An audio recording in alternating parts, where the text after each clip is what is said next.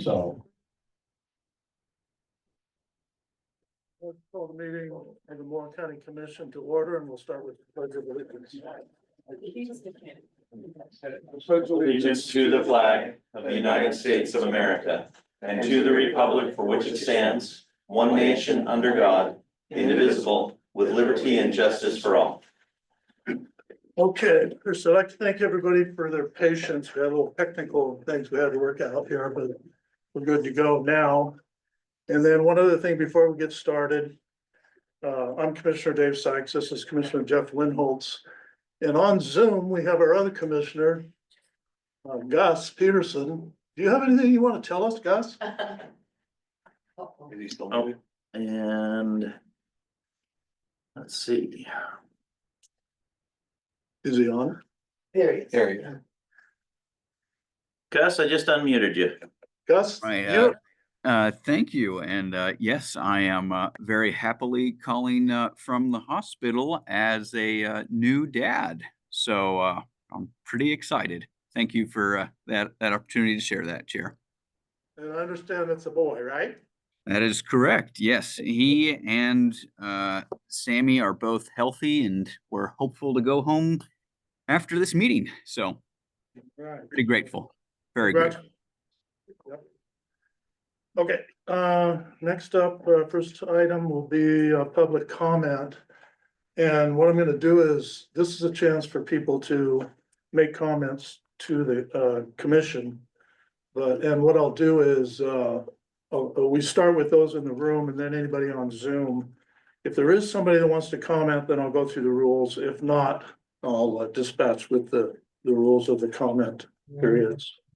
Is there anybody in the room that would like to make a comment? Is there anybody on Zoom that would like to comment to the commission? Raise your hand. You see anybody, Matt? I don't. Okay, moving on, we'll go on to item number 3, consideration and adoption of the agenda. Do I hear a motion to do that? I'll move to approve the, I guess I'll ask, are there any additions or corrections to the agenda? No additions on this. We are looking to strike 9A from the agenda. So we'd ask to remove that at this time, and that's the only change that staff would ask for.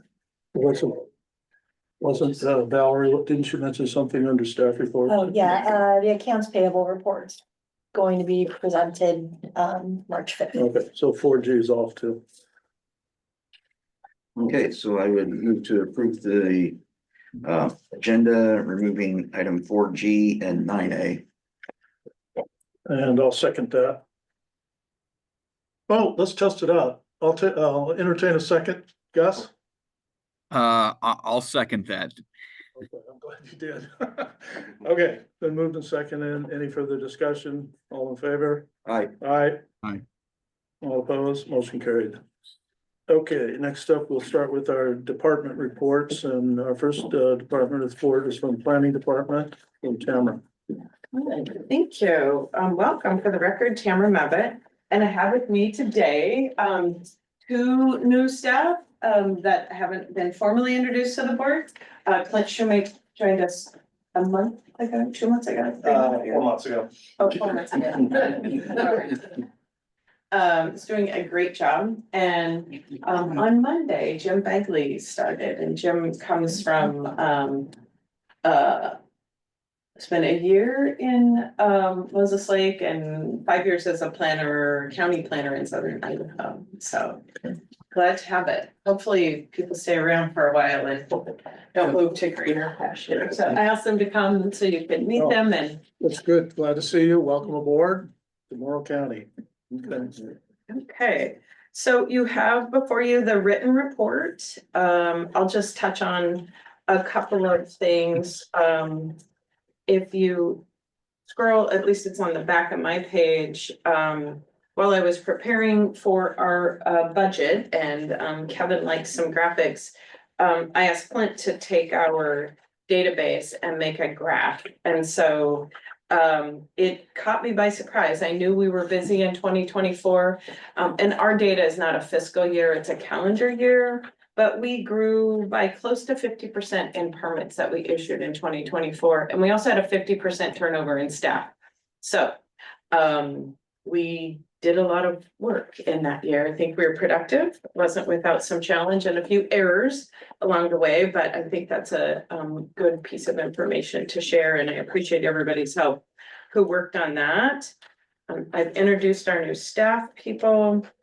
In terms of renewable energy, one of our developers, Pine Gate Renewable, is interested in talking with Matt and the Board of Commissioners about their agriculture mitigation program. They are ahead of their application schedule. They hope to be doing some construction about a year from now. They paused it a little bit because they're going back to the state, or may go back to the state to amend their site certificate.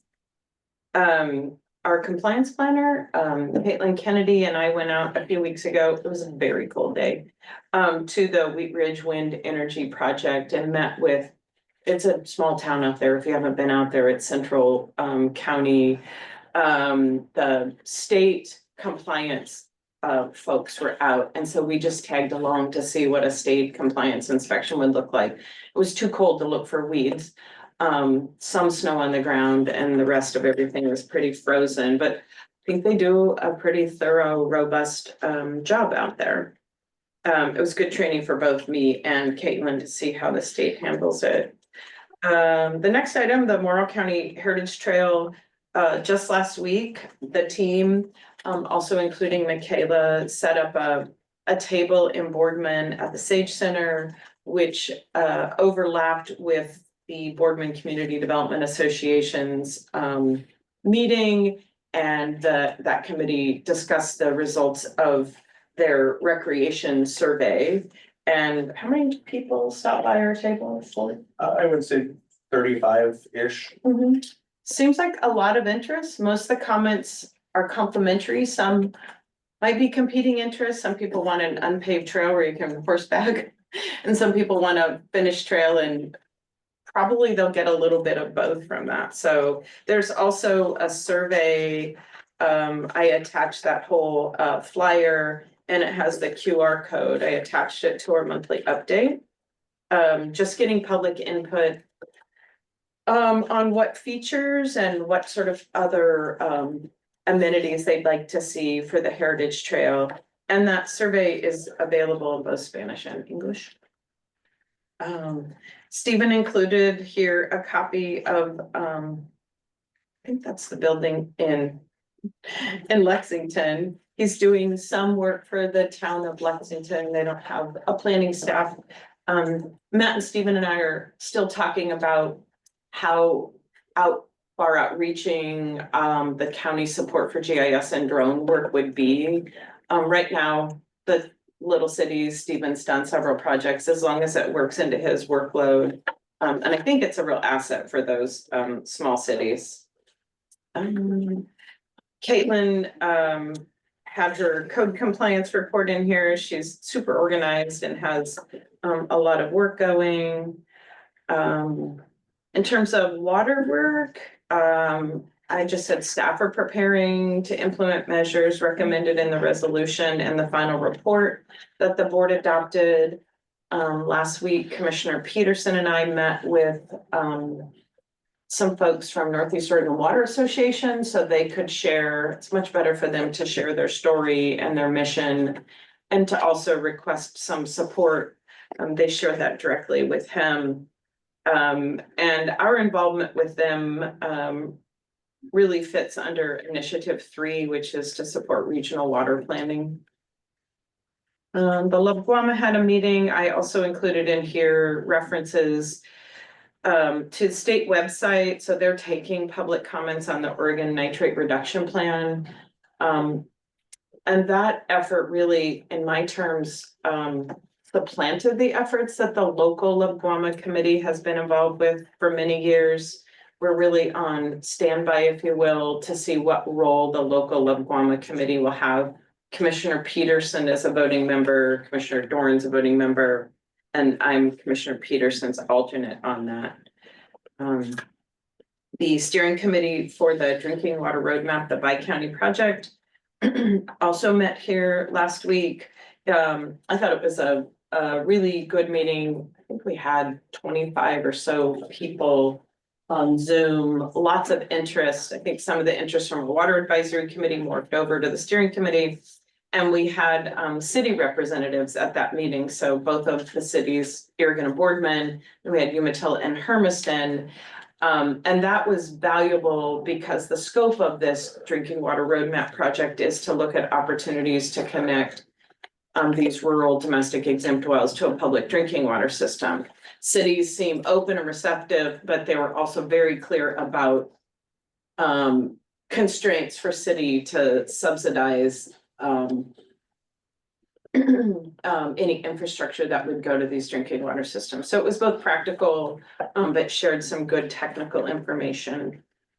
Ronan and I have signed up and are preparing a presentation for the March 7th and 8th Farm City Ag and Home Expo, which will be held at the EOTech building in Hermiston on March 7th through 8th. It's again another opportunity to talk with people about the roadmap project. And then I participated, I think most of the board was there in the Drinking Water Consortium a week and a half ago, and again last Friday, and that group is preparing for another congressional spending. Old school. My computer doesn't have a USB. Sorry. He might be a little distracted.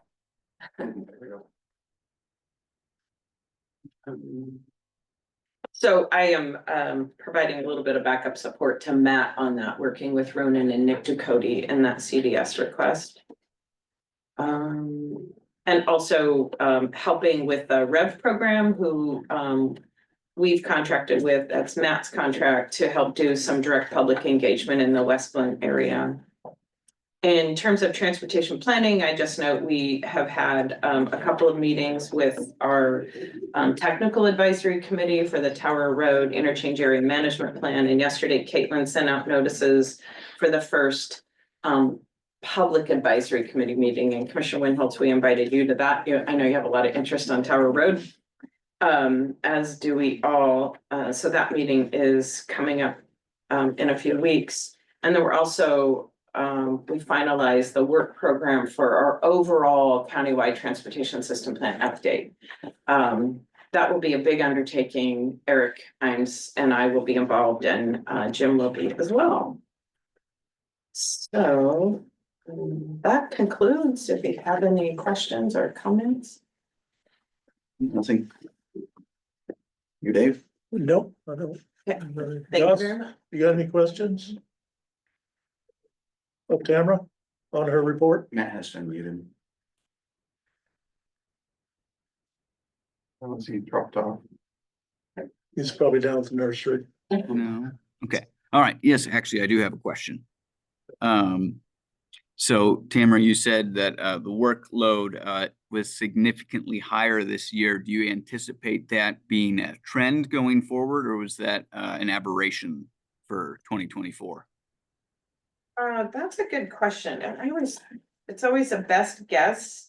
I don't know that it would be that high. I think the previous year, 2023, in terms of permit volume, had a drop. Really in 2022 and 2023, it had a drop. With the amount of data center development we have and the renewable energy projects, I think it will. I don't think it'll reach last year's high. I don't. But I think it's pretty steady. And the piece that I always say this, I sound like a broken record, but you're a fresh set of ears, so I'll say it again. In my experience, the applications are getting more and more complicated. So for example, the pie chart shows that we had 67 Lux applications. That's a land use compatibility statement. And sometimes that's very simple. So we issue a permit for somebody to build a house. And at the same time, we sign that form that they then take to Umatilla County Environmental Health and get a permit to build a septic system. Sometimes it's a lot of research and we have to figure out what the path forward is, identify if other permits are required. For example, land application of industrial wastewater requires a Lux, but it requires a land use permit prior to that. So those get to be more, a little bit more complicated. So generally, my expectation is it'll be about, I think we'll probably drop back to 22, 23 normal years. Okay, thank you. You're welcome. Thanks for asking. Okay, any other further questions of Tamara before she leaves? Okay, thanks, Tamara. Thank you. Okay, our next report will be Sheriff's Office monthly report, and I think Brian probably gonna give that to us. Good morning. Morning. Brian Snyder, Under Sheriff. Can't even operate the chair this morning. So just jumping in, our civil division and our parole and probation division are still fully staffed and moving forward. Dispatch, things are looking up a little bit. As I reported last time that we had 4 openings. We did those interviews. We moved 4 into backgrounds. Unfortunately, 1 didn't make background. Another one pulled out during the background, decided not to move into or move to Morrow County. The lateral, I'm happy to say, is moving forward, and we expect to. She has one final step to finish, and so we hope to be bringing her on in the next 2 to 3 weeks. We're excited about her. She comes with approximately 17 years of dispatching experience, so she'll be an asset to our dispatch center and to the sheriff's office. Excuse me. And the 4th one, we're about halfway through that background, so it's a little early to predict, but it's looking good so far. In our patrol division. Yeah, so dispatch. So how many total dispatchers are you set up to have? 10, 10? yes. So I guess once you get through these current hires or potential hires, where will you be at on the number? 8. 8. So there's. If we can hire both of them, yes. Yeah. Yeah, we'll have 8, 8 filled with 2 openings. Okay, that's all. Thanks. Yep. Patrol, we had 4 openings. We're down, we hired 1, and we have a second one that is starting on Monday, or this next Monday. So we're excited to have both of them. We are in backgrounds with a third. And everything is moving forward and looking good there. He's down to his final steps as well. So hopefully he'll be starting with us sometime in March. And we potentially have another one filled, but by a lateral, which we're excited but he's not able to start until May. So we're still kind of in the holding pattern there. We also have our sergeant's position, patrol sergeant position that is open. The sheriff is meeting with a candidate in the next few days, so hopefully we might, it's a little early, but at least we're moving forward and getting some interest in that. Division wise, that's kind of the update on the divisions. We're moving forward, still busy like, everybody else. We had in the last 30 days or since the last BOC that I attended, we've had 4 STAR missions, 1 on the water rescue, which was successful and went well. And then we've had 3 up in the mountains, standard, not necessarily lost, but they got stuck up there and was unable to get themselves out. So we were able to go up and get them. I guess I'd take this opportunity to, and I know we have a meeting coming up, Matt, but I just wanted to take this opportunity to kind of mention our marine or our boats. We did the water, anybody that owns a boat, you have to winterize it, get all the water out, winterize it, because if you don't, things freeze and things break, and unfortunately marine stuff or equipment, especially vessels, are expensive to repair. So we had our vessel winterized. We ended up getting that water rescue. We were able to immediately respond and everything went well. But when it comes to putting things away, it added a lot of time, and what I mean by that is we don't have anywhere to store our vessels. Up on the north end, that is heated, with any type of heat or lighting, and so it has to store outside. Well, we couldn't store it outside, because we couldn't get all the water out. Or at least didn't trust that we got all the water out. And so we had to take extra time, our staff did, and take it all the way down to Hepner to store it into our building down there. So I know we're looking at making capital, not sure of the verbiage, but making improvements in the county. This is my planting the seed and my request that we get something up on the north end, specifically for our marine division, mainly our vessels that have a little bit of heat and light. So during the winter, you know, it helps with maintain the equipment. Vessels are expensive. The one specifically we're talking about is extremely expensive. And so if we can, I know it takes time, but if we can move, you know, I guess that's one of our requests is to try to do something for our marine vessels. That's all I got today. Any questions? I don't. Gus, you have any questions of Brian? That's great. Oh. Right there, right?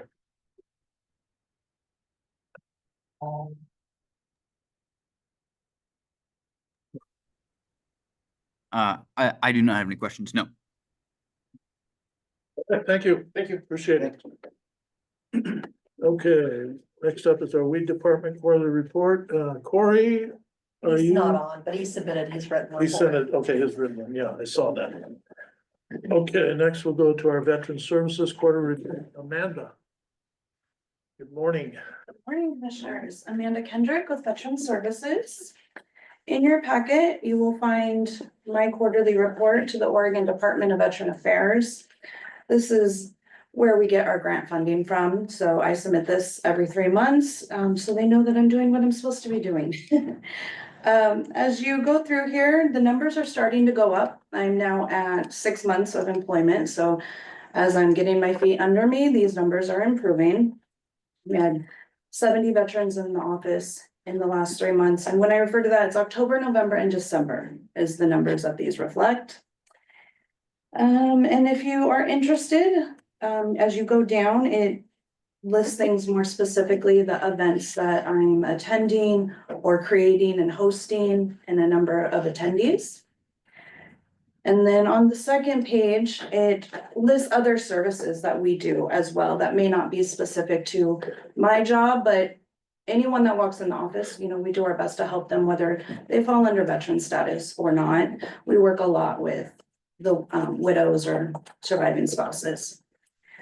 So, and then all my trainings, webinars, meetings I attend are on there as well.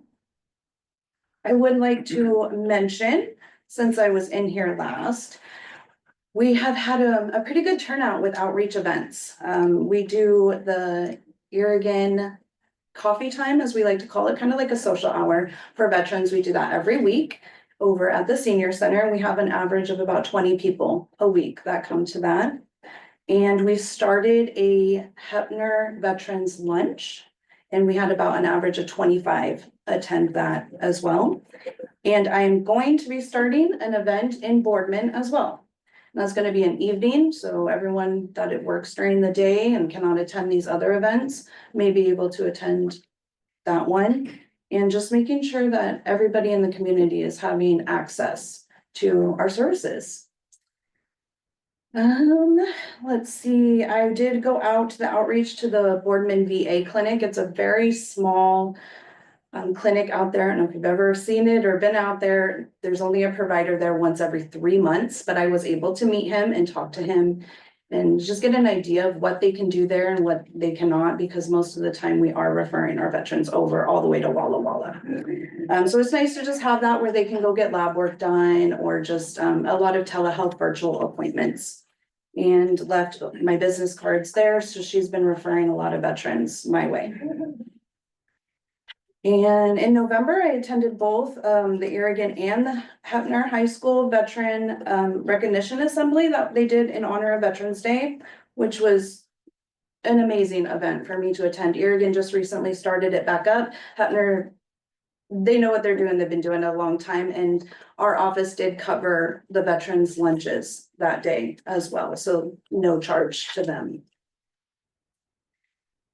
I think that's about all I have on my report. Do you guys have any questions, comments, concerns for me?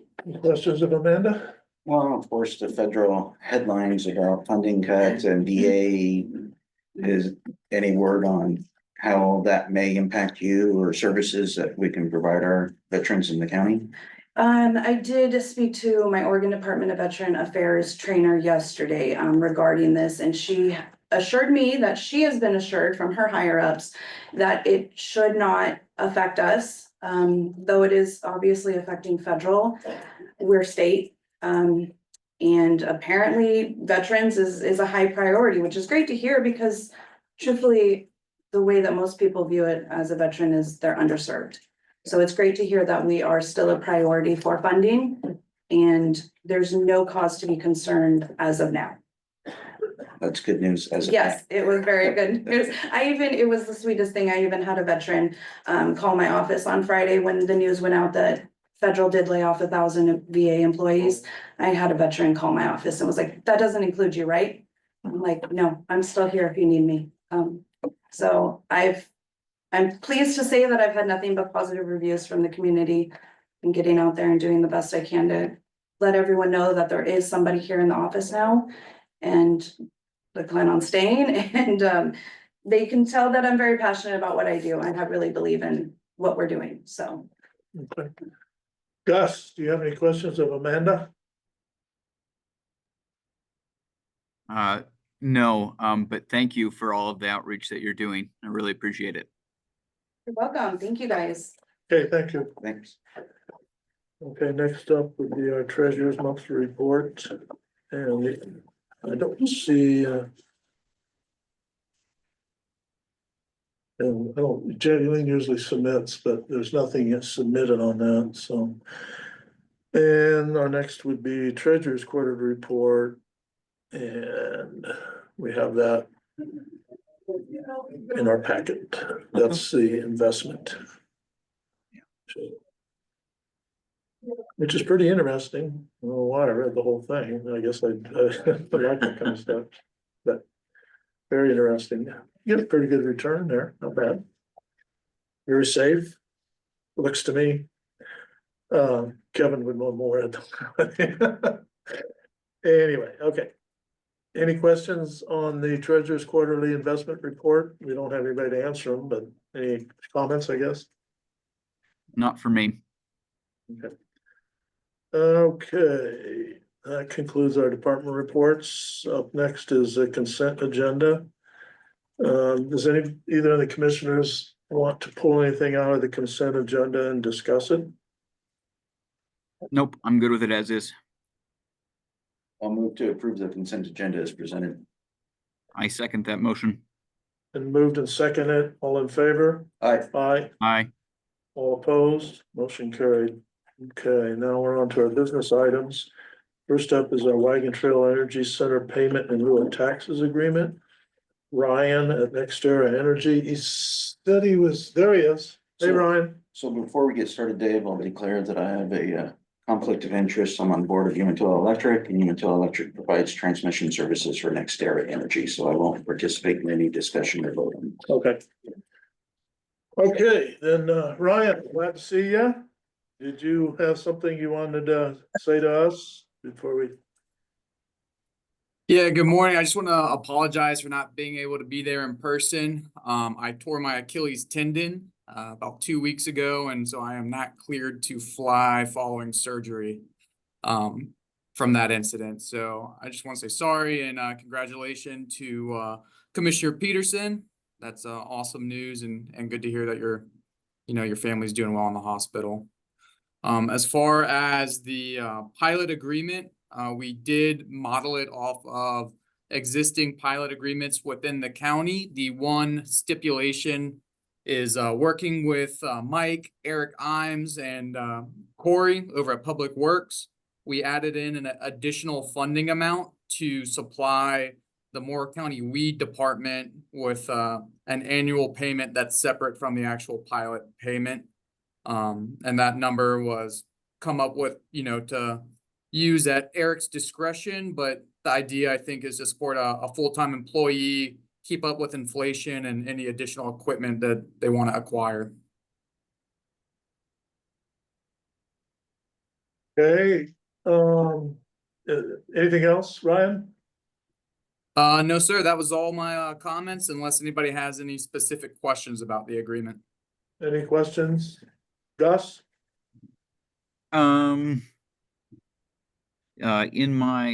In the packet, at the top in the agenda item of the cover sheet, it says, Mike Gorman and Eric Imes have reviewed the agreement and their comments are incorporated in the attached revision. I'm not seeing those. Am I looking is there something else that I'm supposed to be seeing? I'm not seeing any attached comments. And maybe my phrasing was incorrect there. Their comments are incorporated in the actual final document that's before the Board of Commissioners. Okay, thank you for that clarification. Yes, sir. Okay, let's see, I think I've been up with the proposed. Okay, I'll entertain a motion to approve and sign the Wagon Trail Energy Center pilot agreement. I move to approve and sign the Wagon Trail Energy Center pilot agreement. I'll second it. It's been moved and seconded. Any further discussion? Nope. All in favor? Aye.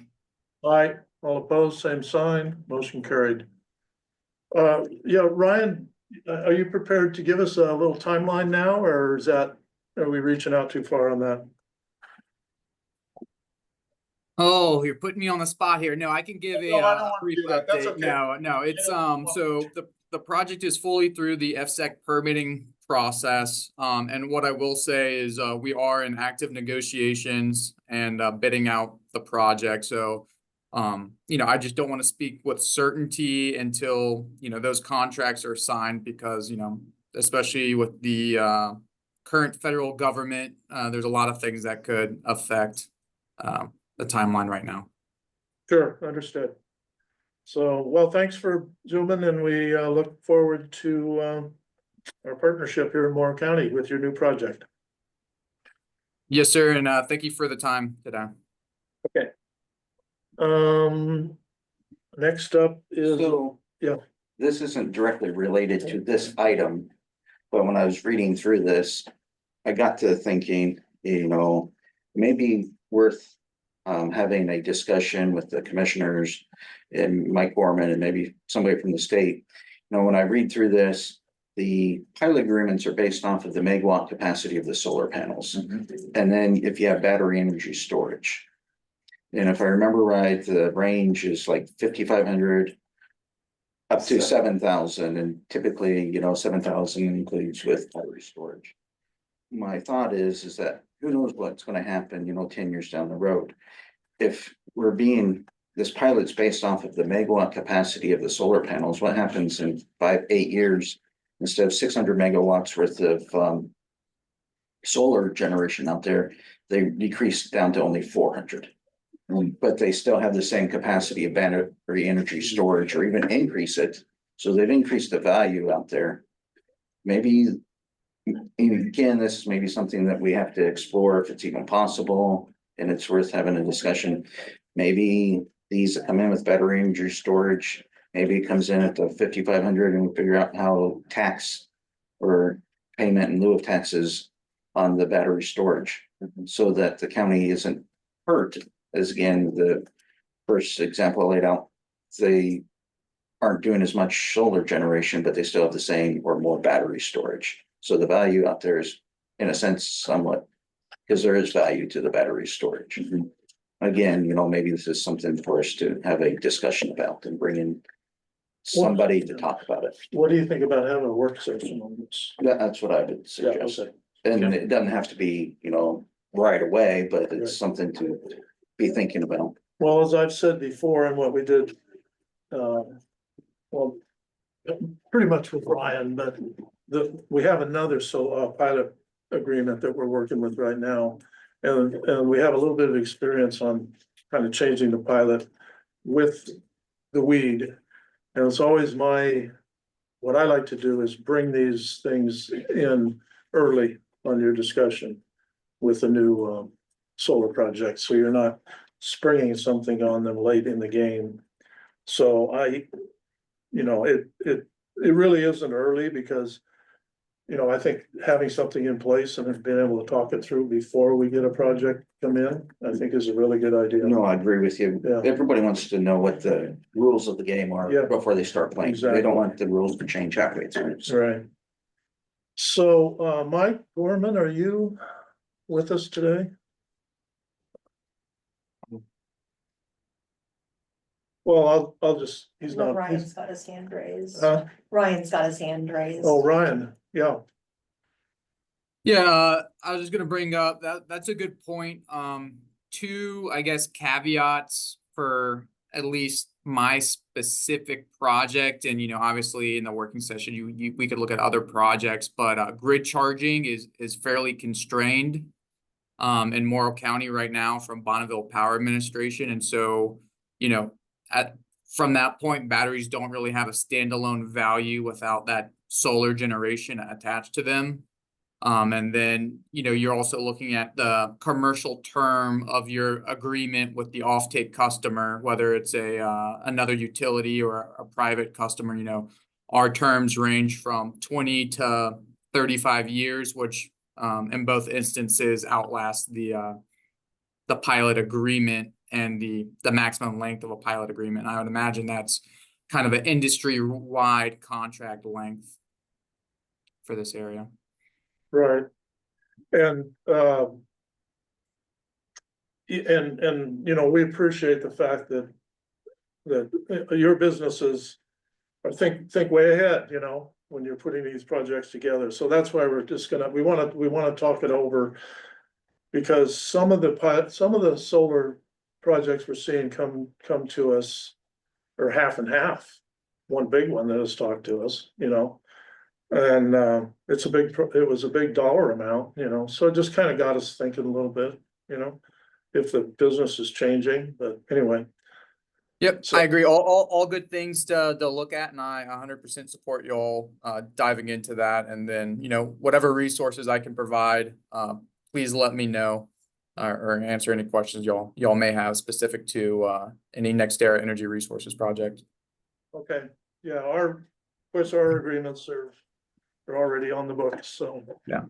Like I said, we don't like to spring things on people at the last minute, so. Okay, thanks, Ryan. Mike I'll just speak that I have talked to Mike Gordon. And, and he's him and I are usually the chair and the assessor are usually the ones that, well, are the ones that talk initially to the pilot programs, has been that way since the beginning. So I asked him what he thought about this, and he said, I think it's a good idea. Let's have a work session. I said, would you go? And he goes, yes. So we kind of talked around about, format for this, so. I guess what do you think, Gus? Do you think we should have a work session on this? Absolutely. Yeah. I Okay, mean, worst case scenario, we decide, yeah, we're doing everything fine and we don't change anything. I mean, that's, okay, right. yeah. That's the thing, just kind of kick it around and see what we can come up with. So when do we want to do this? Do you want to do it at the next meeting, after the next meeting? Do we have another work session next? After the Not next scheduled. meeting? Well, I'm not gonna be here next meeting. Oh, that's right. We want So you, let's we want you there. push this out until Yeah. April. Okay. Yeah. All right, so April, whatever the first meeting in April is. That sound good, yeah? Yeah. Okay. Okay, so that's kind of just a consensus. We'll put it down tentatively as a work session for the first meeting, and then we can talk about who we'd like to be there, Matt and I guess. Mhm. And if you guys have any suggestions, Gus or Jeff, who you would like to see, either contact them yourself, or let me or Matt know, and we'll contact them. And get some people in the know on these things and Okay. So next item would be 6B, Morrow County Public Transit Services changes. Stephen, Good morning. you're doubling up on us today, huh? I wanted to bring Pat one because I think it's good he comes and visits you guys after spending so much time, every so often, and No, two. We're glad to see him here. We're glad to see him. A lot of this foundation for these changes was created by Patrick, so I think it's great that he's here to facilitate some of the information as well. Yeah. So what we were looking at, obviously, everybody's aware we lost some funding moving forward, so we wanted to identify how to better serve the community with less than traditional resources. And so what we've come up with, which I'm happy to say, when we presented this to the TAC, 100% on board, not a single person objected to anything that we're doing here, which was That's great. saying something. Yes, If you know that committee. and I think a lot of it's about framing the narrative right, so they understand, and lucky for us that we have some longstanding TAC members that understand transit, right? Which benefits because they've been there for quite a while. So what we're proposing here is to create 3 fixed routes. Currently, we utilize 2, an AM and PM. But what we're gonna do is we're moving from a model of how it was originally made of transferring people to and from work to making it more resource beneficial for the entire county as a whole. So one of the routes would like to create is a Boardman circular. So it will go stay in Boardman, we'll run a circular like a traditional, route that you would see in a larger city. It will run to operate and support students to the high school. We'll move it to the marina to utilize access, and thank you, Valerie. Oh, thank you. To the marina, to City Hall, Harvest Foods, right? So this is identified, this is a route that will take our low-income populace, students, single car households, and allow them to be able to use the resources of Boardman while their significant other is out at work, or if they have no car, they're not walking the entire program. I mean, the entire city. And part of making this change to Boardman, we've eliminated the port part of the route to make it timely, because in order to have people utilize a fixed route, it needs to fit some kind of their schedule as well, right? No one wants to get on the bus in a town that you can drive somewhere in 10 minutes and be on the bus for 45 minutes. So we want to try to make that as efficient as possible. To make up for that loss, there's a thing in public transit called first and last mile.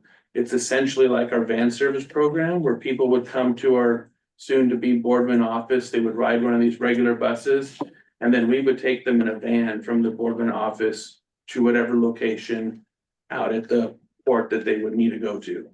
So it's just like transitioning to another bus instead of utilizing and going around that 15-minute loop, which we've identified in the last year hasn't been effective in getting people to and from work. The other 2 routes that we're going to talk about are the same route, going opposite directions. And that will help with increasing frequency. But what we tried to do is how do we connect the counties that aren't receiving services from us, like Hefner, Irrigon, and how do we get them to the locations they want to be? So all these routes will originate and end in Boardman to make connections. But what will happen with this one, we'll utilize the circular route, the clockwise route, so to speak.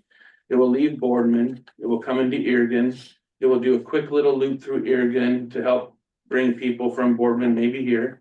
It will come by this facility, the library, cross over 730, go up by the high school through kind of the residential areas, and then head on out of town. We've timed that route to where it will make that loop to help bring maybe any children that are walking to high school or the junior high school have an opportunity now to ride the bus. It will also, anybody that's commuter time, anybody who say is working on either the south or north side of Irrigon that needs to get to the opposite direction, they can catch that loop and get to work. We know it's not a tremendous loop and it's not going to have a large frequency, but it is going to be at the time most people need to get to places. And instead of just running a bus through town, we thought, let's try to capture some ridership. and see how this works. Obviously, right, we don't want to impede with the contracts the schools have with the school bus system. But what this will provide is, say someone misses the bus, or like I said, if they're in that walkability zone and it's raining like it was today, they don't have to necessarily walk or ask a parent for a ride. They have the opportunity to just jump on the bus since it's going by their home and then by the school anyways. So once it leaves, Irrigon will head up to Umatilla. We'll just have one stop in Umatilla by Harvest Foods and the high school, in case anybody needs to make that connection, just the grocery store, since it's an essential service. From there, we'll go up to Good Shepherd. And then end the route, essentially that portion of the route at Walmart. So now we're moving people from these counties to the Walmart area, which we identified through our van service is a high ask location, right? Good Shepherd and the van and Walmart. From Walmart it leaves, you'll have to help me with the roads, but it essentially goes to Hefner. What highway is So it? it's coming back over to Good Shepherd, and it's going out not Westland, but going out past Space Age onto 730 or 207, sorry, and south into Hefner. So then, go ahead. So at the Hepner location, is that one of the stops where the Hermiston bus stops at Walmart, so that, It does.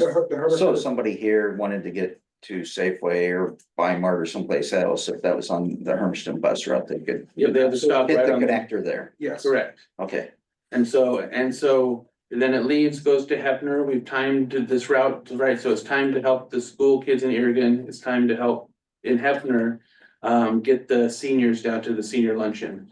Because right now we're sending a vehicle from sometimes up here, right? 45 minutes empty to take 2 people down to lunch. This route will now go into Hefner, go by the pool, go downtown up to Willow Creek Terrace, back down up to the hospital and the BART building. So now we're also creating a little circular loop within Hefner. Once again, it's not going to be every hour, but it is something where we can identify with individuals, right? You need to get from the hospital or the apartment complex behind the hospital down to Harvest Foods. You can do that at this time, right? If you don't want to walk up and down the hill. It will leave Hefner, go up to Lexington. And then unfortunately, because of the timings that we've tried to do with the schools and Hefner, it will bypass Ione and come back up to Boardman. So, and then the third route we're creating does that loop the opposite direction. So it's going counterclockwise. And what that does is that creates a frequency corridor in both Hefner and in Hermiston, where if you rode the bus, say the counterclockwise bus from Hefner to Hermiston, you now have about 3 hours to either get a medical appointment done or your shopping done before the clockwise bus comes back to pick you up and take you back down to Hefner. If you happen to miss that, there will be one that's like 5 hours later, but we wanted to make those kind of offset to create that circular loop. Well, what this will do, we're hoping, is drive down our need for van service, because right now van service is just first come, first serve based. So there are people who are, say, from Hefner, just using as an example, booking a trip to Walmart to go grocery shopping, that we're then denying someone to go to a medical appointment, right? Because they called first. The second part of the change of this is we're hoping to change our van service from a first come, first serve to a medical priority. Not to say that other trips won't happen, but what we would do is someone would call in, we would start building the schedule with the medical appointments and leaving the non-medical appointments kind of in a temporary hold. And then either 48 hours or 24 hours before that day of service, we would notify those individuals and say, yes, we can get you to Walmart. It fits between these sections, or yes, we can take you from, the Hefner pool to the, another location in Hefner. But we want to identify that we're not taking away someone's ability to get to a medical appointment for a less essential ride. Van service is extremely ineffective because we cover such a large geographic area, and like I identified in kind of the Q2 reporting, we traditionally, at least in that quarter, only had 36 people using it more than once during that quarter. And so that really limits our ability to create something that everybody can use. The one other thing that for van service to help with its efficiencies is we're going to go anywhere in Morrow County to the Hermiston area, Good Shepherd, and to Veterans Location Services.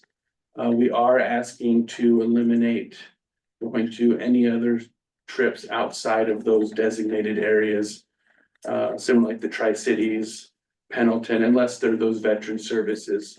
It's just, there's so much resource allocation for that one person to get to that one trip. From a heart standpoint, obviously we want to help people get to wherever they want to go to. But when does the one yes become 5 no's for those trips? You know, we're just not to a situation where we can accommodate all of that as we're currently funded. So really, other than that, I'm open to any questions or concerns that you guys might have. Well, I would like to make a comment. Thank you for going to the senior luncheon in Hebner. We're scheduled to go back. We're not scheduled. We're trying to get I scheduled to go was back. gonna say, I hope, I'm glad you do. I go there quite regular. I didn't go the time when you guys went, but I went yesterday or Tuesday. Yeah, yesterday. And it's one of the first times I haven't gotten hit with a bunch of questions about the loop. I think letting people know what the rules are is taking us a long way, just so they know, and I really appreciate your efforts, and I'm glad you're gonna keep up, it's kind of like a constant right? You gotta educate the different public, ways, right? yeah, and I appreciate, I just want to know, I appreciate that. Thank you. And in fact, if we get the approval from you, Patrick and I have several locations, right? We're gonna spend a significant amount of time reaching out to the public, having open forums, going to the Boardman Chamber, the school districts, right? Because it's continual, right? You have to continue to make them know that these changes have taken place and they're there to support them. Yeah, I think that's very important, just letting people know, so. Jeff, you got any questions, or Stephen or Patrick? I don't. Gus, do you have any questions of Stephen or Patrick? I guess it's more of a comment. I understand eliminating, the van service to go, outside of the county. I guess I would say I would love to be able to bring that back at some point if we're looking at this situation and saying we've got to use our resources more efficiently. And then after we've got that established, I would love to revisit that, just because for the few people who do find themselves in a situation where, say, they need a wheelchair accessible van that, most people don't have that kind of access. That is a really valuable resource, even if it doesn't get used super often. But I understand that we're in a place where we've got to make some choices. So I just want to put it on the table that it's something I'd like to see come back. No, absolutely, right? I think the next step is try to identify how we can bring more van service back and make it more efficient, right? A lot of that's with scheduling and making it more than a one-on-one trip. I do want to point out on the maps that Matt had up earlier there in your packets, each of these maps have a smaller little section that has the colored area around it. That is the deviation for ADA for each of these routes that we've created. So we go 3/4 of a mile off of every direction, not road, but as a crow flies, that someone who is in a wheelchair can call and we will deviate off the fixed route, pick them up in our buses, which are all ADA accessible, to be able to transport wheelchair people still on our fixed route system. Okay, that's awesome. And I guess the follow-up thing is how close are we on having an app? Because I think that's going to be really important to be able to make sure people can access it. Yeah, so my second day of here, the BOC approved us moving forward with the contract. I wanted to make sure I understood it and learned it. So amongst everything else I've been doing, I read it. I sent it to Matt yesterday for signature. So the delay in getting that started is on me. Being that it was all planned and designed before myself, I wanted to make sure once it was approved, I understood what we were moving forward with. So we should see that hopefully by the time these buses go live in March, but there is some hardware that needs to be purchased, so it might be a little bit later than that. But we're moving forward with it. Awesome. And I think it makes total sense that you wanted to be completely aware of what you were doing before moving forward. So thank you for all that you're doing. It looks great. Okay, any other questions? Stephen or Patrick?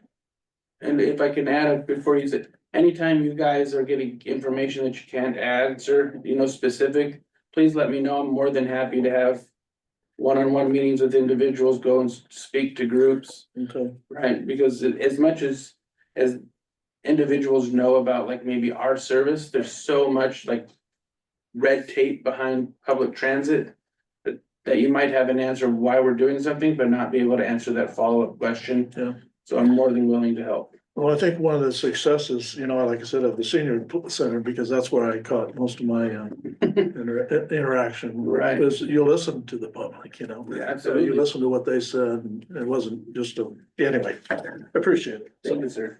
All right, All right, thank you, guys. thank you. Thank you. Are we good? Oh, so yeah, so I'll Technically move asking to, for an approval.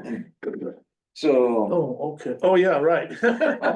I'll make the motion to approve the Morrow County public transit service changes as presented. Yeah, let's get the paperwork done. Okay. Do I hear a I second? second that.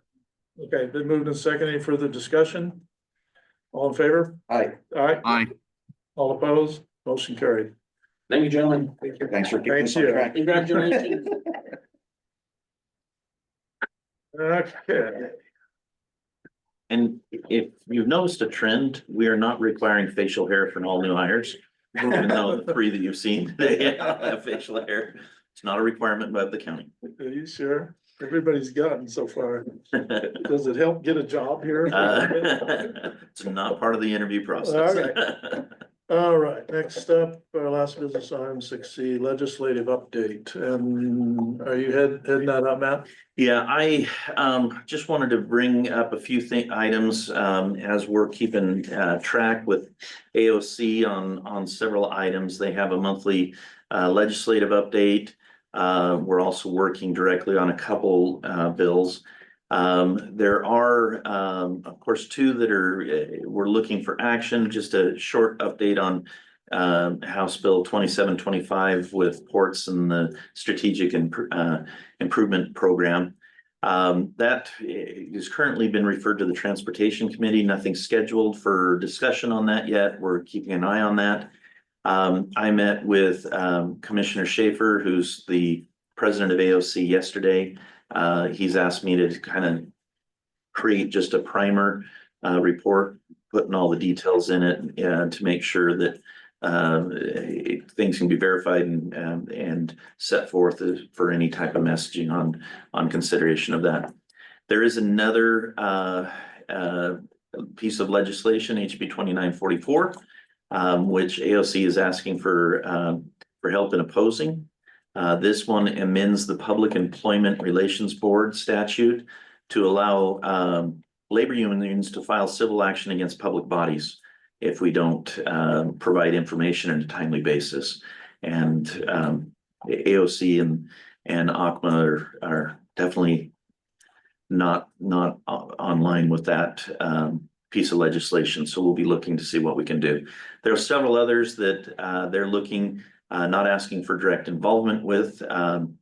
HB 2950 amends statewide land use goal 1 to kind of amend the aspects relating to citizen involvement and making additional requirements for land use goal number 1. A couple others that are taken care of. And one that's interesting that doesn't really apply to us, but HB 3369, Q bond general obligation bonds for courthouses, allows for the project to be eligible for buildings that are satisfactory in service but need to be remodeled, upfitted, kind of like that, but don't need. If a new structure would cost more than refitting the old one, they'll remodel. is something there. While our historic courthouse wouldn't qualify for that, I think other counties would be well served on that. They haven't asked for letters on that, though. The one that they have asked for is HB 2944. We'll be looking into that and getting timing on that.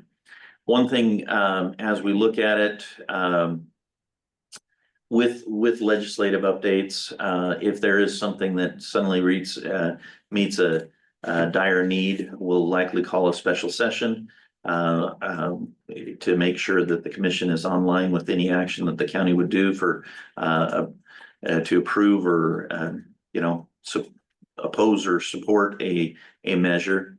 There's a few that we know kind of the stance on the committee or by the commission, but kind of related to legislative updates, we've just received a slew of requests for letters of support on CDS spending and everything that came in after the deadline for to get on the agenda. But a lot of these are line in with known commission policies. And so you can take, for an instance, one Irrigon asking for support on a CDS project for a test well for additional wells, which fits in with our water policies. I just wanted to bring that up as for commission, if there are items that align with known policies, if there's any hesitation in having Chair Sykes or myself craft a letter of support and sign that and send it into the respective bodies without bringing it to the commission as a whole. I'd I rather have it come to the commission myself. If we're making recommendations and there's a judgment call for the lines with something, I don't know. I think if we put our name on something, it's a discussion amongst three of us, or whether, because if I sign something in a letter of support, I want to know that these two guys are, or at least a majority, at least one other is on board and agrees that yes, this is the policy. That's my thought. I wouldn't feel comfortable either having me and myself or the administrator speak for the board. Because it does say, okay, Morrow County and the board agrees with this and blah, on and on. I think that's an important thing that we do, and I don't want to give it up. So along those lines of that, like you say, they came in kind of late to get put on the agenda. Would it be something that on a weekly basis, and that, maybe some weeks there isn't anything, what we call a special Zoom meeting, and you send out ahead of time, here's what's the request is the board willing to sign it? Would that most likely be timely enough? I know sometimes people, they come to us at the last minute asking for support. Mhm. And I don't know how to get around that other than to keep reiterating, you need to give us time so that we can do the public notice and all that type of stuff. Yeah. But, I guess going back to maybe if, we get built up, we get 2 or 3 letters or whatever, asks, we have a 10-minute Zoom call, it's sent out ahead of time, here's what the ask is, and then we have a Zoom and say, yes, we support, no, we don't, or I like. that addresses your concerns, Dave. Yes, it does, and it addresses one other thing too, is we've been pretty good with our deadline. And if we say, okay, we're gonna slip this in after our Friday deadline, believe me, word will get around. People will say, oh yeah, you can bring it to them Tuesday. They'll put it on the agenda, or they'll act on it. They did for my stuff. So then you get into a subjective call on who gets on. And so I'd rather go with the emergency meeting, just like we have in the past. A special meeting, Zoom it, and just stick by because once you open that gate, who decides what gets on and what has to, your Tuesday becomes Friday if you start doing it. I mean, you might as well, So anyway, that's my thought. Gus, do you got something you want to add on this? I think Jeff's idea of having, if we've got several letters built up, let's do a Zoom call on Friday, and then we can just get it done real quick. I think that's a good plan. I agree with that. With the CDS window, that is, that's the priority one right now. So if it's okay, I'd like to schedule a special meeting for Friday morning. I'll get a list of the requests that have come in, and we can get that out to you later today. And get it scheduled for now. And then we can try to get the letters to you in advance. With County College, it might be a little bit late on Thursday, but I can get letters to you. So can we do it at least 9 or earlier? I don't have a problem with that. I can, Because I got something scheduled at 10:30. Okay. it's okay, I can do that. I mean, if we wanted to do it like at 8 o'clock, I'd be happy to do that. Okay. One thing I think when we start doing this, we should take into account is the person that's asking and saying, oh, I'm under a deadline, I have to have this. How long did they know they had to have this? 2, 3 weeks, you know? Yeah, And so their forgetfulness or their not remembering or not getting their schedule together, all of a sudden becomes our problem. And I'm not saying we don't do it, but I think, you know, that might be keep in mind when you start dealing with the, you know, well, how long ago did you know you needed this? Oh, 2 weeks, 3 weeks, you know? Well, okay, you know. My only caution is on that is a couple of parties that are asking for letters of support. Our Clean Water Consortium is currently asking for letters of support likewise. I understand, but At the same time. I'm just saying, I'm trying to define some of the rules as we start doing this new way. Because I'm not talking about these specific things. Yeah, okay.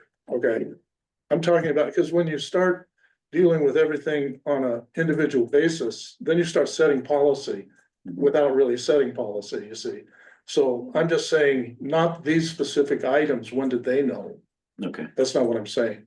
I'm saying as we start changing the way we do things, accepting meeting, you know, is to try to think about these things, you know. Would it be worthwhile for me at the next CDS cycle to send out to our, you know, to the port, to the cities, anyone who would be interested in a letter of support? Just saying, here's our last VOC meeting before here. Please have your requests in by this, and we will get those worked out. That's the kind of thing I'm actually speaking to when I Okay. just said that to you. We'll just is work on it. Let people know, yeah, you know, and like I said, I don't mind doing it. I just think that, you know, if you start changing policy in incremental basis on just that item subjectively, I think you get into trouble and nobody knows what's the rules. See? And if it's posted on our website, yeah, you know, we'll take letters late. Yes, we don't want to hold up the wheels of progress at all, you know. So anyway, I hope I was clear on that. Was that enough? so I think some of what you're saying, Dave, is the old saying of lack of prior planning on your part doesn't constitute an emergency on mine. Right, but, you know, and then we also hear too is, well, this project's all gonna fall apart or we're not gonna get it because you guys, you know. It's just try to educate people that our deadline is Friday, keep doing that like you have been. And everybody, you know, and say, okay, you know, make every effort to get it in, on our deadline. Don't give up the deadline. And So on legislation, I understand that, you know, some things happen, you know, more spur of the moment that they see that something's gonna have movement or something gets dropped. So, you know, that's why, you know, a special meeting once a week or whatever is required, I think is. No, I have no problem with a special meeting. I just, like I said, you don't want to turn in regular business into No. special meetings. No, you don't. That's a good point. All right, well, I'll work on that. So I'll have a bulleted one with the requests that have come in, and we'll be working on letters of support for that. Okay. Okay, anything else now? I got a question. Not directly. We wrote a letter to the port about 2725 HP. They took it up at their meeting. I have the motion here. I asked for it. It's kind of hard to hear them at some of their meetings. I zoomed in. Can you give us an update? Or let me read what was sent to me. And okay, Rick Stokel. So just preface it, our request to them was to ask them to oppose 2725 in hopes of reverting to pre-HB 2009 language. A little bit of a long shot, but that was the request to them. And their motion, I'll let the chair read what the motion is and then we'll discuss that. Well, this is what I was sent when I requested it. Rick Stokely made a motion to oppose HB 2725 as it is presented today. And if offered with the two amendments, that we support it. Joe Taylor seconded. John Murray asked about amending the motion to pursue an IGA. Rick agreed and amended his motion, and that passed 4-1. Can you, did you hear the whole discussion? Yes. What's the IGA? What's the amendment? Can you elaborate on all this? So, HB 2725, would change what HB 2009, which said all ports, wherever they're at, are included in SIPs. HB 2725 would limit that, correct that, so it's only along the Columbia River and only with ports that have 4 or more industrial parks. This impacts 5 ports. That's Port of Morrow, Port of Umatilla, Port of Portland, and Port of Columbia. The bill was sponsored by representatives centered around the city of Hillsborough that has some issues and didn't want Port of Portland to be involved. As I educated them, this does not exclude you from having your port be involved with you. They are offering a -2 amendment, which has not been posted on legislative, but the gist of it is they're changing it so ports being involved in SIPs where only the ports that are located east of the westmost dam on the Columbia River. So pretty much that would impact Port of Hood River, Port of the Dalles, Arlington, Morrow County, and Umatilla. So their motion is a letter opposing 2725, but in support of the -2 amendment.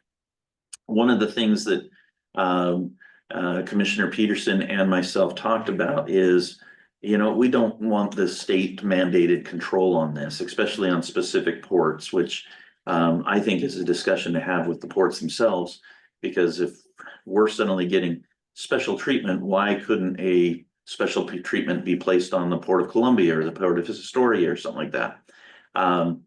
And so it's a two-edged sword there.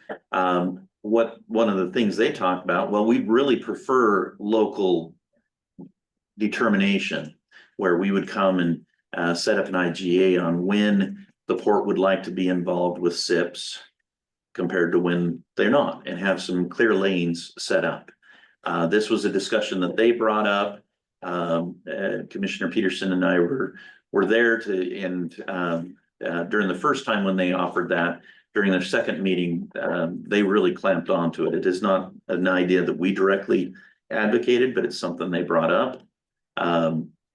That's an interesting an agreement, but there's merit to it possibly, especially when the port might be providing support and helping develop those kind of things or bringing those people in. Other projects, wind, solar projects, they don't need to be involved in our mind frame. So there has been no commitment on the county's part to enter into an IGA. It was something they threw out that they're interested in to help create clear lanes of work between the port and the county, or when they aren't going to be involved. So that's kind of a concession kind of an idea of it, but they're still right now in support of ports being involved in SIPs with the -2 amendment. I just want to point out that it just kind of it definitely makes it an east-west bill now, and kind of deepens that divide between that already exists in the state. Okay.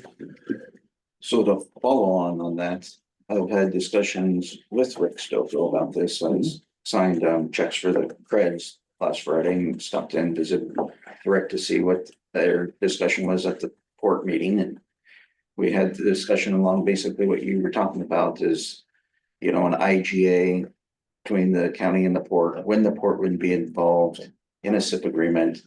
You know, and I think that my understanding is that the port is agreeable to the things that we've kind of discussed here before, is that if it's on port property, zone port industrial, they bring in the customer, they're providing services, they're involved. If it's like the Wagon Trail Solar that we just was approved earlier, you know, they would not be involved on projects such as those. So I think that, you know, they're willing to do that. Also along those lines, last Tuesday night, when I was down in Salem with the co-op, we were having dinner with legislators, and Representative Smith happened to be sitting across the table from me, and he brought up this deal. And I says, well, we'll have a discussion later, and we did, and you know, I laid out to him basically what I just said, when, you know, I felt that it was appropriate for the ports to be involved, and he said that sounds reasonable. He'd be supportive of, you know, legislation that spells that out, and of course, his preference is that the county and the port figure this out. And then he supports that. Okay. So that's my update on that. Okay, Gus, do you got anything to add to this conversation? I think Matt did a good job summarizing it. So I'll just echo that. And then for my part, my personal preference would be for legislation that maintains a hard boundary like the pre-House Bill 2009. But if we could come to an intergovernmental agreement where both parties are mostly happy, you know, that's something definitely worth exploring. It would be, I would consider it a victory if we could come to the table and we could have an agreement that we as a county and the port as the port could feel like we've addressed this situation internally rather than having to fight it out in the state. There's, you know, as it currently stands, the port sort of has the upper hand in terms of negotiation because they currently have all the authority. So why, you know, it's tough to see how we can make sure that we have an agreement that really fits what we would like to see. But if we can get there, that would be awesome. That's my thought. Okay, all right, thank you. You have any heartburn with anything that's discussed, Dave? Uh, You have heartburn with anything that's been discussed? No. Okay. There might be one way to approach this is if we were to go and engage quickly directly with the port and get some kind of IGA formed, and then have them formally say, hey, we've got this IGA, we don't need this legislation. And then it just gets peeled off. Yeah. Now, I mean, one thing is IGA is only as good as the current BOC and Port Commission is. They can be exited. How much certainty they want, or if they want that port SIP language in state legislation to back them up is a question. And I think, like Greg Smith expressed to you, he's expressed to me as well. If we had something showing that we have a working relationship outlined with the port, then he'd be happy to work to undo HB 2009, that small amendment. And I will say, HB 2009 did a lot of good things with SIP, but the -15 amendment that just added in the port's involvements with SIPs is the catch. so you implying, maybe you could, Justin could answer this, the SIP is only as long as the IGA is in force? Well, the IGA, our agreement with the port on how we would work on SIPs would only be in force as long as the BOC and the Port Commission. No, I mean, the underlying Abide by it. SIP that you Now, agree on and the- everybody the signs. SIP would be a contract as a contract, but future SIPs would only be as good as how the standing IGA is. No, Yeah, no, the the one port's you involved. have an IGA, you negotiate a SIP. Well, the idea If If the IGA falls apart under the next BOC, is the SIP still Yes. good? SIPs- Okay, Yeah, all right. yeah, that's right. The SIP that is the contract. The IGA is like, let's work together this way. This is our working together, and that's what can change any moment. You know, the IGA might say, hey, port, you don't mind, this is a wind tower project, no involvement of the port or infrastructure, are you okay with it? Is it the IGA? Yep, those are fine. But at the end of the day, even we have an IGA, for the state would say, well, you do whatever you want in your IGA, but the port needs to still sign off on it. And so the IGA is basically telling the port, well, here's the agreement that says you guys are supposed to still approve this. Oh, okay, we'll approve it.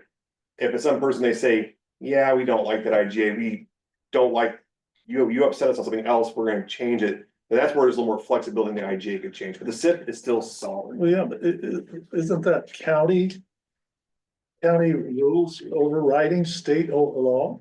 No, because the IGAs are roadmap together, deciding, and so the nothing on the IGA changes the requirement that the port would have to agree to a SIP agreement. The IGA could say, between the port and county that port agrees that, you know, if it's project that's not on port property, doesn't use port resources, that the port, will not have any heartburn or, you know, won't have an issue with the SIP agreement. Yeah, And so that's what the IGA says. And then, so that doesn't change the state law, because the state law will say, well, no port, you have to sign off on it. And they're saying, yep, we're gonna sign off on it because our IGA says we don't have any conflict with it. okay.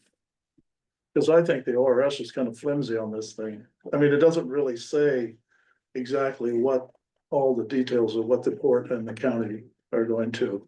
No, It says they'll work together. well, it says they had to sign off on it. Yeah, I know. Yeah, that's the thing. That's like the upper, like the But it doesn't hammer. talk about division of income, Oh, revenue no. from the. You It doesn't- know, No, I mean, it's pretty Yeah. open. I don't know, maybe flimsy isn't the right word. It's very lightweight.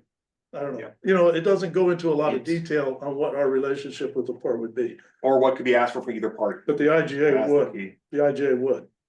Well, you could, but really it depends how detailed. The idea, I think the ID was discussed by the port aspect. The IGA was, all right, at what point are they involved? The IGA could say, hey, here's how we're also going to agree to break up this funding, but I don't think. I haven't heard that's the detail they're looking at. Okay. Yeah. Okay. It's And I been think very Mike had a preliminary, no great too. discussions have Okay. been made. Yeah, Mike, you wanna kick in on this? Andrew's there. Mute you here. Oh, I'm unmuted now. Yep. Yes, Okay, one thing to keep in mind regarding this is, by statute, the port is one of the affected districts that, gets a portion of the community service fee. And that's already happening, and that's happened throughout since the SIP was, first introduced several years ago, that, the port does already receive money from any SIP, through the community service fee. Okay. Okay, thank you.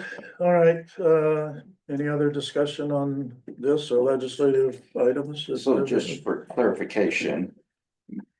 So make sure I got my understanding. Is if we come to an agreement with an IGA with the port, then we need to ask Representative Smith to basically take that -15 out of 2009.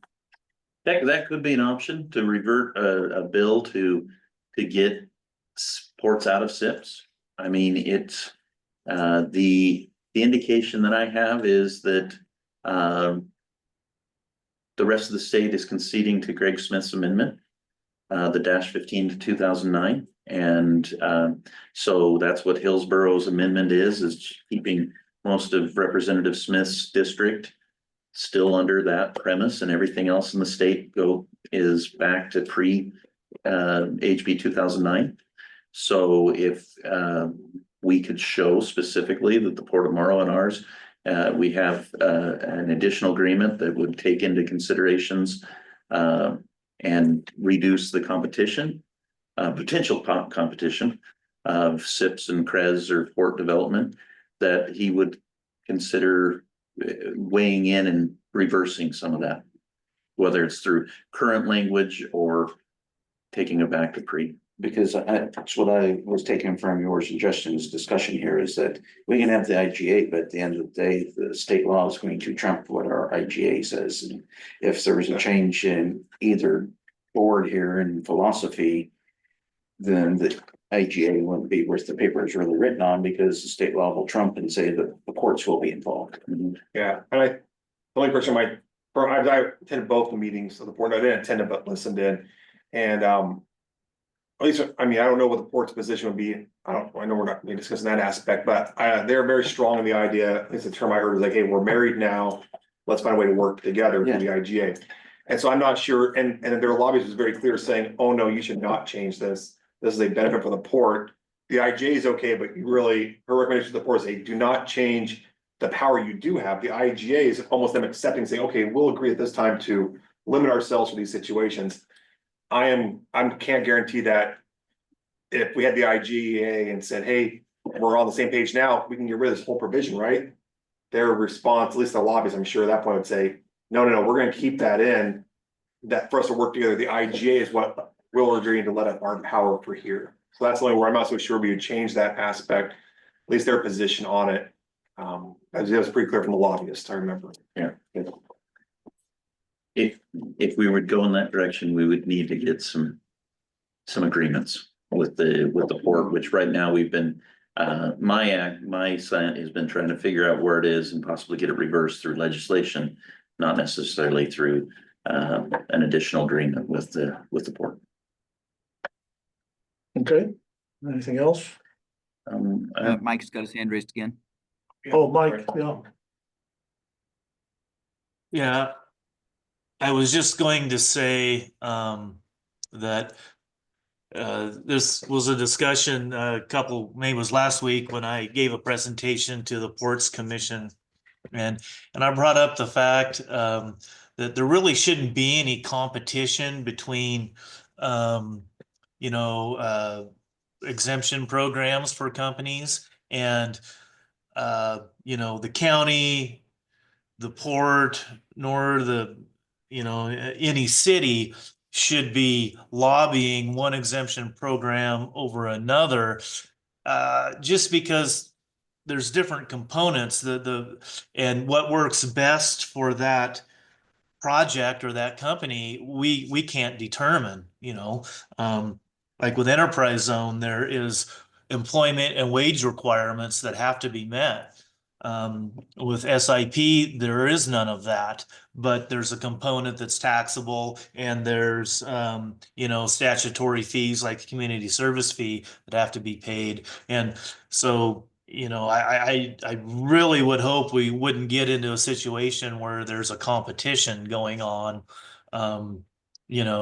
one over the other. Let the company apply for whatever exemption they want, and then we'll go from there. We either approve it or not. So I just want to keep that in mind, that the SIP and enterprise zone are two totally different exemption programs. And some companies may not be able to meet their employment or wage requirements for a large project. Or some companies may not have enough cash flow at the beginning to have the component of the project taxable and the community service fee and things. So keep that in mind. Let's not even get into a competition. Let's let them apply and go from there. Okay. And I expressed that once to a company that was talking about the difference between the enterprise zone and the SIP. And I recommended to them anyway, that they should choose one or the other, and we didn't favor a competition, I didn't think, between the CREZ and the county. Okay, so would that do it on the legislative updates? Yes, Okay, that's all I have. thanks, Mike. Okay, so that concludes our business items. Our next up is our correspondence. Anything? Okay. Correspondence. Commissioner reports. Anything from you, Jeff? So Friday was the Community Renewable Energy Association, or CREA's meeting. And during that, there was a presentation by Umatilla County and their consultant or lobbyist. I'm not sure if everybody is aware of House Bill 2410. It's Umatilla County looking to do a test or pilot project of small modular nuclear reactors. in Umatilla County. Wow. And, to get that bill through. And again, like I said, they had a PowerPoint presentation they did and stuff. And so afterwards, I reached out to Dan Dorn because I think he's the one, at least the representative from Umatilla County pushing this, is that asked him if he would like to have Morrow County, sign a letter in support or something, and if he'd be willing to do a presentation to the BOC on March 17th to inform the board of what they're proposing. And then, so my ask of the Dave and Gus, I guess, is would you be willing to consider writing a letter in support after a presentation, or is it just a flat out no? And we tell Dan, don't come do a presentation. I mean, there's no sense in doing a presentation if the immediate response is no. So Well, I it's would- something you'd be willing to consider. I would. I think it's, I heard, you heard about it, and I'd like to hear, yeah. I would love to hear about it, and quite frankly, I had seen it before now, and I thought, oh gosh, could we get in on that? It's probably not an option, but I would definitely love to hear from them, and yeah, given how much energy infrastructure is needed in our region, it's definitely something we should be talking about. So like I said, I kind of teed them up for March 17th, so I guess I'll look to Matt, I'll get you Dan's information if you don't have it. Yeah. And I told him you'd probably reach out to him, and I said you'd try to get him at the first of the meeting, if possible, on the agenda on the 17th. So March 17th is a Monday. Is that the intent? March 19th is the 19th. Wednesday? Okay. That's what I meant, sorry. No problem. Whatever our meeting date is. Okay, anything else to report? No, I think that, so I guess the other thing is that Priya is sending out a letter to Vince about concerns that the federal government, what's happening with BPA and the layoffs there and how the impact is going to be. So as a Korea board member, I did sign off on that. And I'm sure you and Gus are both aware that Vince will be in Boardman tomorrow afternoon. Yes. Okay, anything else? Bill? So I guess on that note is I know that they'd reached out, and I'm sure Dave and Gus got the same thing, is to meet at 2 o'clock ahead of time with Cliff. Is there any notice things that we have to do, Justin, or because if all three of us or two of us are there or anything? Which event? You know, which thing? It's a town hall with Representative Cliff Bentz. Oh. I remember we did. So town hall is informational only, where you're not going to be making decisions. If you're meeting with him in advance, you'd like the commission and him. Sometimes, I know, during what we did in the past, because we've done that, I know when, I think it was Berkeley or somebody came. And there was, I don't know if we did it because you just meet with all the different, like usually it wasn't just individual parties, it was like usually like a group of the electeds, like a half an hour before the meeting. That's what I assume is going to be. That's what they told me as well. Is that Yeah. I'm sure that there'll be representatives from the port there and Mhm. the city and stuff. And I don't I'm sure think we there'll be need to that point unless, because usually it's not. Okay, that's what we're doing. but- If I could just say, let us notice it, saying that you'll be meeting with them, that no business will be conducted, and Okay. we just notice it. The only Just wanted to issue. CYA. Yeah, exactly. Yeah. And just say we will be a quorum of the commission may be present. This is for informational and discussion with federal representatives. Okay, I think we can, that's why I brought it up. the only thing is we can notice it as like more information, hey, well, like a calendar saying here's what's going on. Mhm. But we do not know that it's a public meeting because there's not that public availability, Yeah. right? So you don't have that ability, we don't control it. To say, oh, well, here's our camera set up, Yeah, we're gonna set up right, here. That's why I don't want that confusion with the public, of them thinking, oh, it's a public meeting, why can't I log in? So I think it's absolutely fine to say it's a calendar, but it does not need to be a public meeting. Where we then are required to provide access or do minutes afterwards or to a public. So I just wanna make That's the only concern. I don't want the public to confuse that aspect. So you're meeting 2 o'clock with them, Yes. and then the town hall is at 3. Yeah, that sounds like that's what normally happens. They have that pre-meeting before that. And that's in Boardman at the Sage Center, right? Correct. Okay. All right, since we might have a good gap between now and the work session, I'll make sure Valerie and I work together on that. Okay. Thank you. That's why I brought it up. We don't want another complaint. No, but I do want to thank you for sending out the new, I don't know how much is it revised on the open meetings, public records law. Yeah, right when I got that, it just said, hey, I'll send it out. It's a great Bible. I mean, you think we see our research, but that sucker is the book. I've been reading it and, see, that's what you give when you give us civilians some legal stuff. We start having opinions, but to me, what we were just talking about, it's pretty clear in there if you're just factual and you're not talking about reaching agreements, but I'm not saying we get loosey-goosey with what we do. Yeah. I like what we said about, announcing to the public, but it is a little more than I remember it, a little more flexibility to meet, to be in the same place at the same time. There is more flexibility. The issue is always us cautioning the elected officials that you have to self-control yourself or have somebody who's self-controlled, because you normally could just be like a person up there saying, oh, I want to talk about my project, here's what's going on.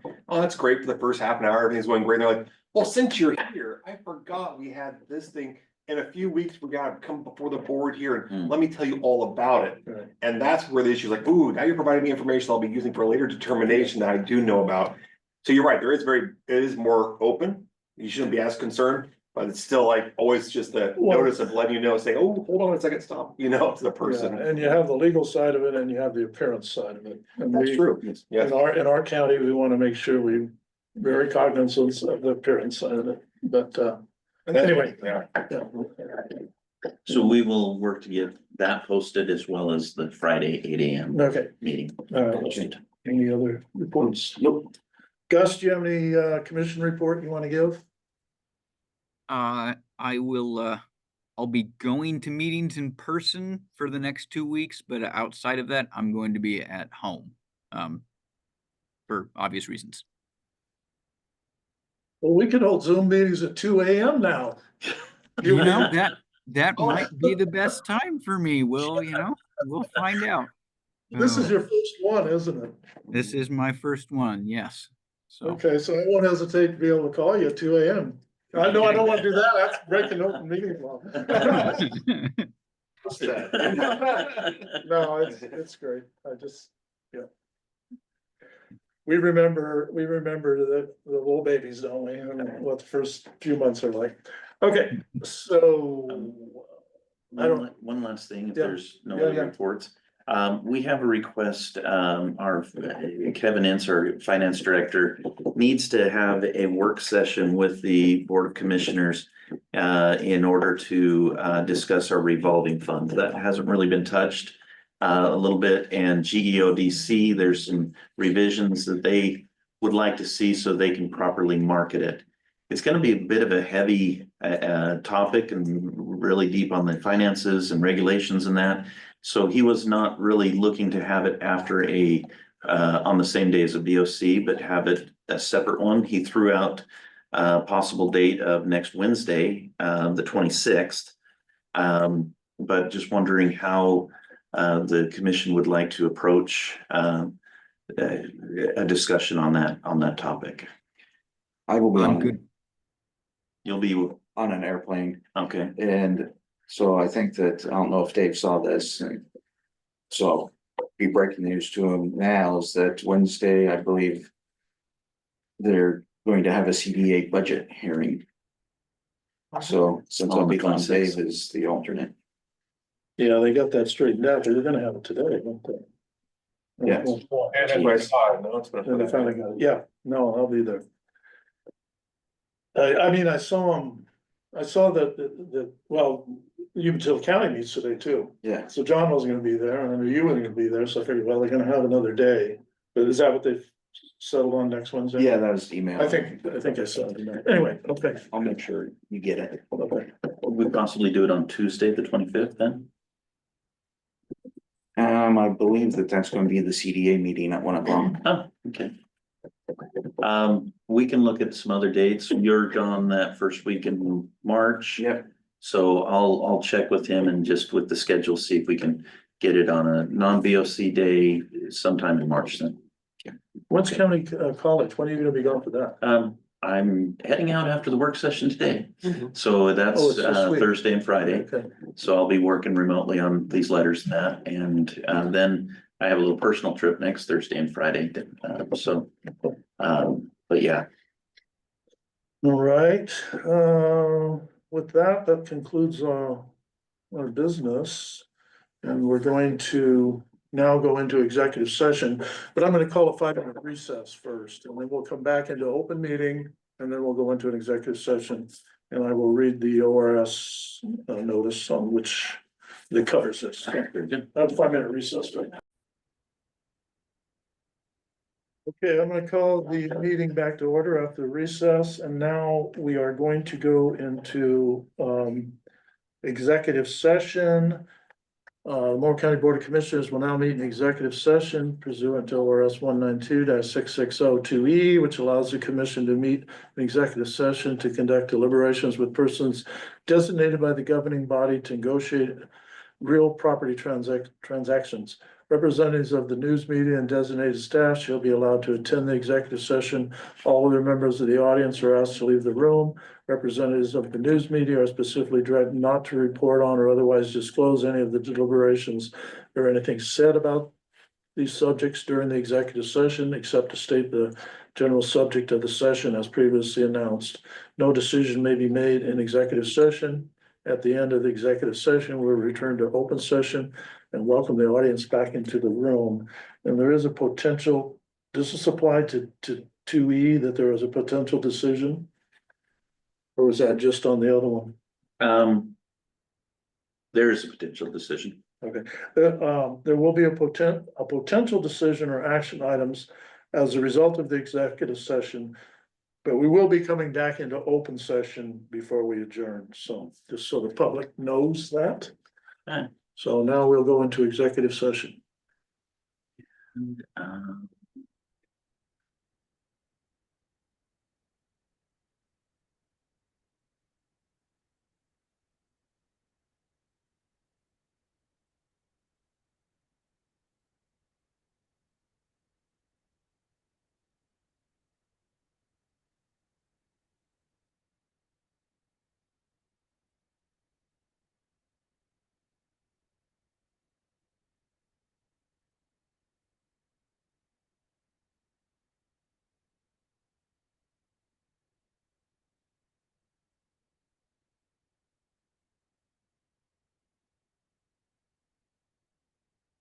I didn't see anybody from the press. Andrea DeSalvo is with the Oh. Gazette Times. So, since Gus is, via Zoom, we should allow her. Yeah, and I think you put Gus in the waiting room, didn't you? Yep, I did.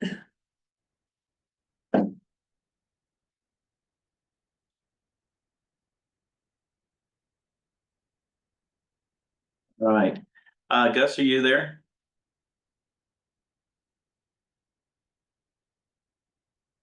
Do you have to unmute him? Gus, are you there? Yes, I am. Okay. And Andrea, we have you here as Gus is accessing it from Zoom. And your representative of the newspaper will have you available by Zoom as required.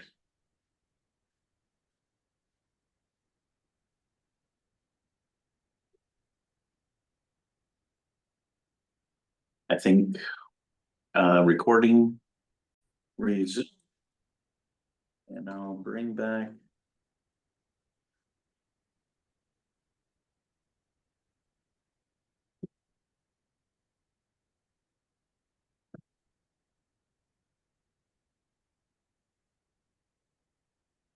Okay, we're recording.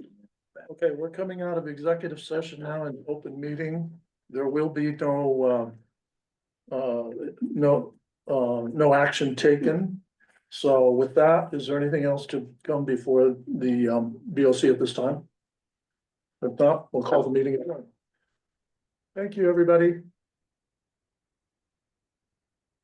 Oh, is it still on? It's still on. Okay, one other thing I want to announce, we do have a work session this afternoon at 1:30, same place.